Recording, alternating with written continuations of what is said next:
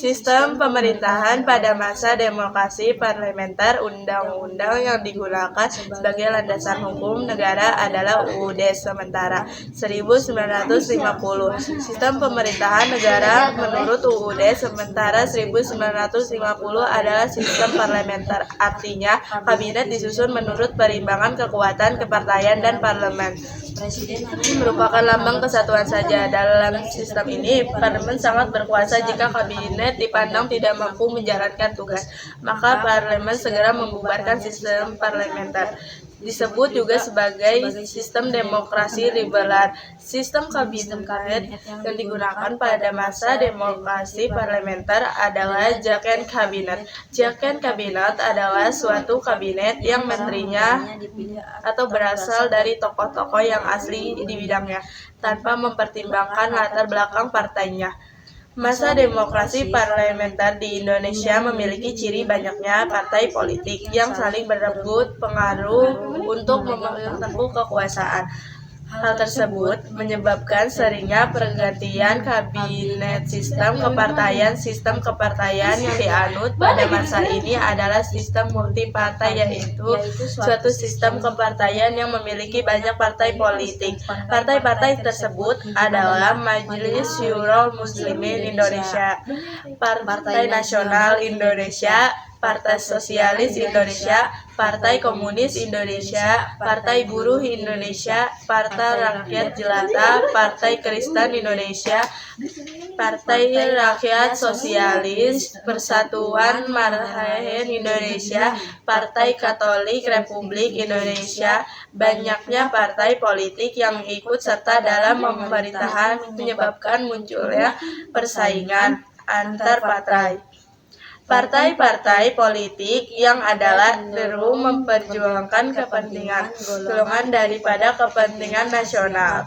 Partai-partai yang ada saling bersaling, saling mencari kesalahan, dan saling menjatuhkan. Partai-partai politik yang tidak memegang jabatan dalam kabinet dan tidak memegang peranan penting dalam parlemen. Dilakukan oposisi yang kurang sehat dan berusaha menjatuhkan partai politik yang pemerintah. Hal inilah yang menyebabkan sering terjadinya pergantian kabinet. Kabinet tidak berumur panjang sehingga program-programnya tidak bisa berjalan sebagaimana mestinya dan menyebabkan stabilitas politik, sosial, ekonomi, serta keamanan terganggu. Pemilu 1955. Pada tahun 1955 diselenggarakan pemilihan umum pertama di Indonesia. Pemilu pertama ini merupakan tonggak demokrasi pertama di Indonesia. Keberhasilan penyelenggaraan pemilu tahun 1955 menandakan telah berjalannya demokrasi di kalangan rakyat. Rakyat telah menggunakan hak pilihannya untuk memilih wakil-wakil mereka.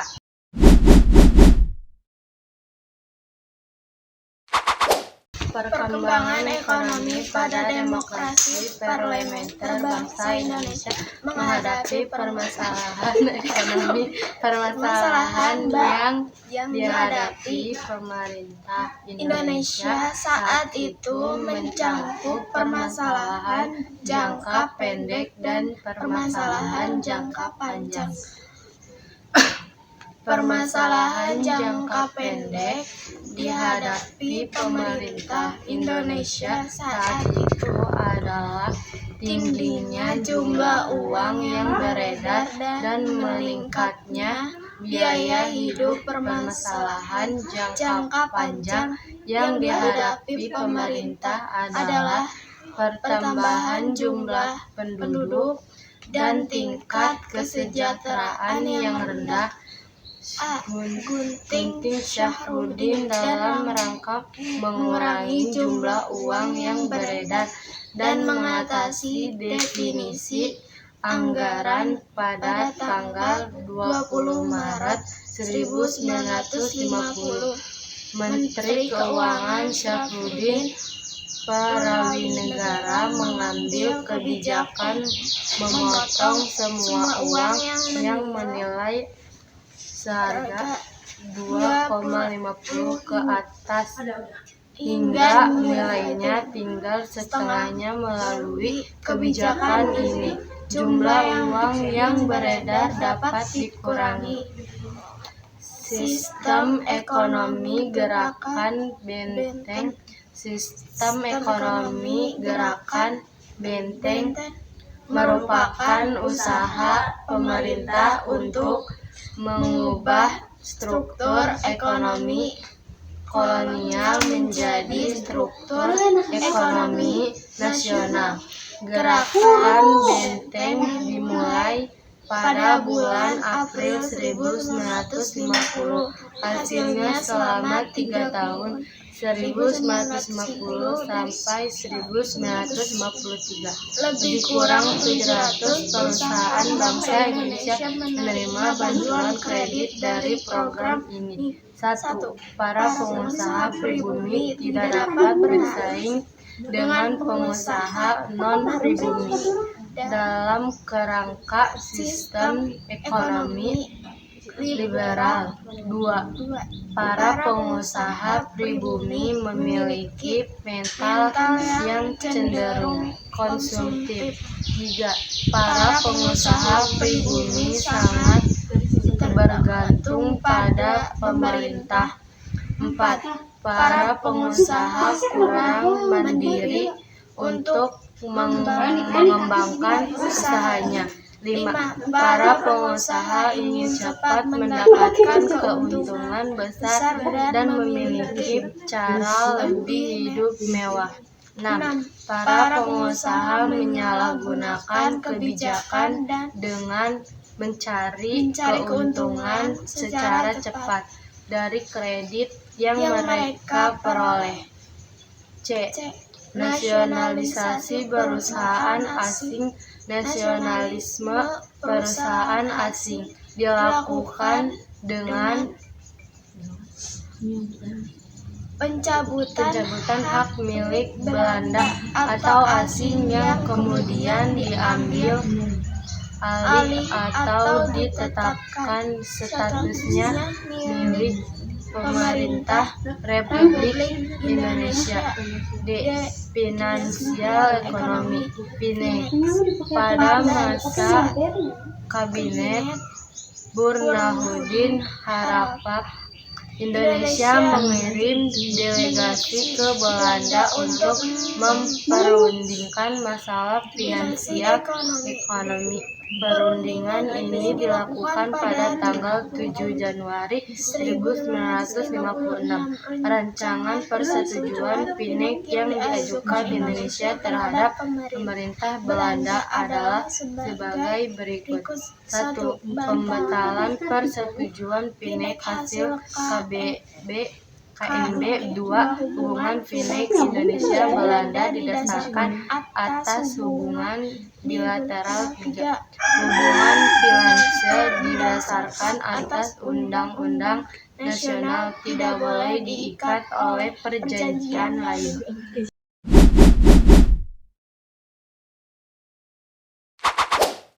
Pada masa demokrasi terpimpin, kekuasaan presiden sangat besar sehingga cenderung ke arah otoriter. Akibatnya, sering terjadi penyimpangan terhadap UUD 1945 Soekarno. Dengan konsep demokrasi terpimpinnya menilai demokrasi barat bersifat liberal dan tidak dapat menciptakan kestabilan politik. Menurut Soekarno, penerapan sistem demokrasi barat menyebabkan tidak terbentuknya pemerintahan yang kuat untuk membangun Indonesia. Pandangan Soekarno terhadap sistem liberal ini akhirnya berpengaruh terhadap kehidupan partai politik di Indonesia. Partai politik dianggap sebagai sebuah penyakit yang lebih parah daripada perasaan kesukuan dan kedaerahan. Inilah yang menyebabkan tidak ada satu kesatuan dalam membangun Indonesia. Partai pada waktu itu berjumlah 40 dan dibubarkan. Namun demikian, demokrasi terpimpin masih menyisakan sejumlah partai untuk berkembang. Dilakukan pertimbangan keseimbangan kekuatan dengan kalangan militer. Beberapa partai dimanfaatkan Soekarno untuk dijadikan penyeimbangan partai politik di masa demokrasi terpimpin. Pada masa demokrasi terpimpin, parlemen sudah tidak mempunyai kekuatan yang nyata. Sementara itu Partai Dinaina Bun Soekarno menggunakan suatu ikatan kerjasama yang didominasi ideologi.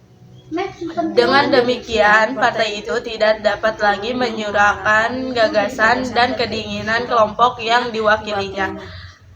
Partai politik tidak mempunyai peran besar dalam pentas politik nasional dalam tahun awal demokrasi terpimpin. Partai politik seperti NU dan PNI dapat dikatakan pergerakan lumpuh karena akibat tekanan presiden yang menuntut mereka menyokong apa yang telah dilakukan oleh sebaliknya. Golongan komunis memainkan peranan penting.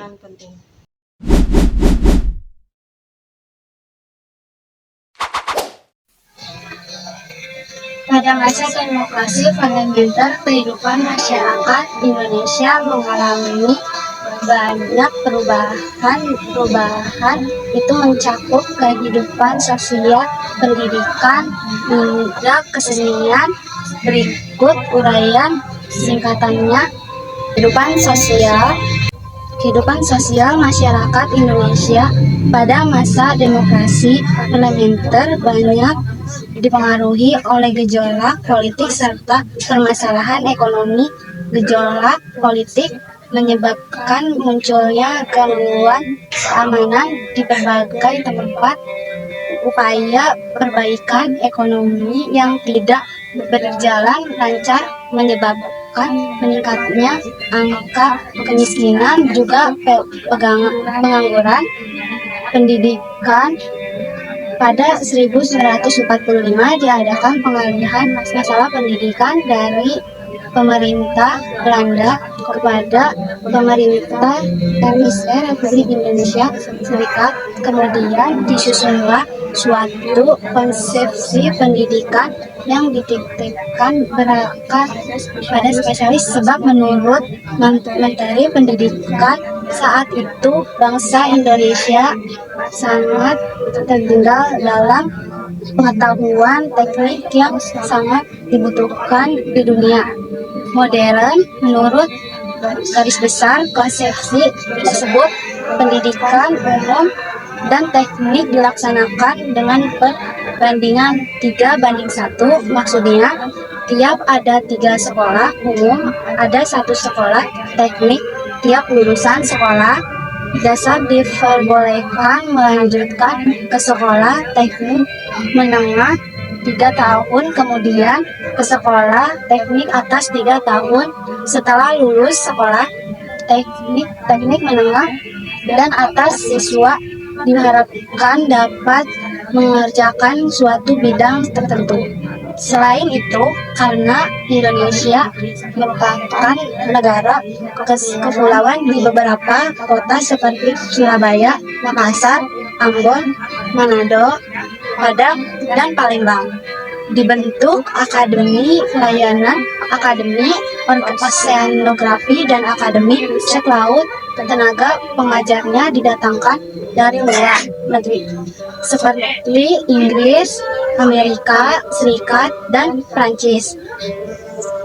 Pada masa demokrasi parlementer didirikan beberapa universitas baru, di antaranya Universitas Andalas di Padang, Universitas Sumatera di Utara di Medan, Universitas Indonesia di Jakarta, Universitas Pajajaran di Bandung, Universitas Airlangga di Surabaya, Universitas Hasanuddin di Makassar. Kesenian dalam bidang kesenian muncul berbagai organisasi yang berhubungan dengan seni lukis seperti organisasi pelukis Indonesia. GVI adalah gabungan pelukis Indonesia, GVI. Selain itu, berdiri pula Akademi Seni Rupa Indonesia ASERI di Yogyakarta.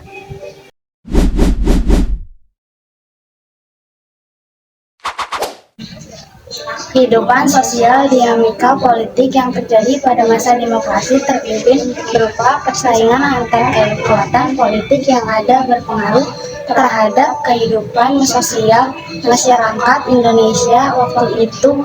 Ajaran Nasakom nasionalis agama komunis yang diciptakan Presiden Soekarno sangat menguntungkan PKI dan membuat kedudukannya di Indonesia semakin kuat. Melalui Nasakom, PKI berupaya agar seluruh aspek kehidupan masyarakat termasuk bidang sosial, pendidikan, dan seni budaya berada di bawah dominasi politiknya. Kampus dijadikan sebagai sarana politik. Mahasiswa yang tidak ikut dalam rapat umum atau demonstrasi dianggap sebagai lawan. Media komunikasi massa seperti surat kabar yang menentang dominasi PKI dicabut surat izin terbitnya. Dengan demikian, surat kabar dikuasai oleh surat kabar PKI seperti Harian Barat, Bintang Timur, dan Warta Bakri. Pendidikan pada 1940-an, murid-murid sekolah melanjutkan pendidikan tingkat pertama dan sekolah lanjutan tingkat atas. Jumlahnya banyak sekali dan sebagian besar mengharapkan menjadi mahasiswa supaya mereka dapat melanjutkan pendidikan. Pemerintahan menetapkan kebijakan untuk mendirikan universitas baru di setiap ibu kota provinsi dan menambah jumlah fakultas di universitas-universitas yang sudah ada. Untuk memenuhi keinginan umat Islam, didirikan Institut Agama Islam Negeri Yair. Adapun untuk murid-murid yang beragama Kristen, Protestan, dan Katolik, didirikan sekolah tinggi teknologi dan seminari.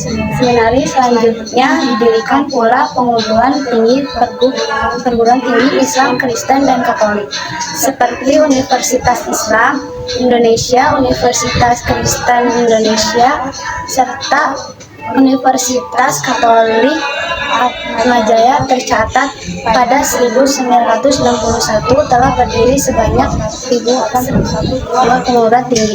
Pada tahun 1962 sistem pendidikan SMP dan SMA mengalami perubahan dalam kurikulum SMP. Ditambahkan mata pelajaran ilmu administrasi dan kesejahteraan masyarakat, dan di SMA dilakukan penjurusan mulai kelas 2. Jurusan dibagi menjadi kelas budaya, sosial, dan ilmu alam. Penjurusan ini bertujuan untuk mempersiapkan murid-murid SMA untuk memasuki perguruan tinggi. Gerakan menabung bagi setiap murid dilakukan pada bank tabungan pos. Kantor pos membantu para menabung, diatur oleh Departemen P dan K bersama dengan Direksi Bank Tabungan Pos. Usaha ini bertujuan untuk mendidik anak, berhemat, dan mengumpulkan dana masyarakat. Gerakan koperasi sekolah juga digiatkan. Murid aktif dalam penyelenggaraan koperasi, kepala sekolah dan guru sebagai pengawas dan penasehat operasi pemerintah.